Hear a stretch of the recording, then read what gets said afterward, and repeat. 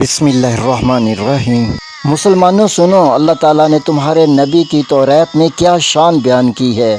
अब्दुल्ला बिन अमर ने फरमाया, वल्लाह तौरात में आप सल्लल्लाहु अलैहि वसल्लम की बासिफ़तें वही बयान की गई हैं जो कुरान मजीद में बयान की गई हैं। ए नबी, हमने आपको गवाह बनाकर खुशखबरी सुनाने वाला और डराने वाला और अनपढ़ लोगों की हिफाजत करने वाला बनाकर भेजा है, और आपका एक नाम मतवक्कल भी होगा, और आप मेरे बंदे और रसूल हैं। आप ना बदख्वाह हैं, ना संगदिल हैं, और ना बाजार में शोर करने वाले हैं, और आप बुराई का बदला बुराई से नहीं देते बल्कि मुआफ़ कर देते हैं।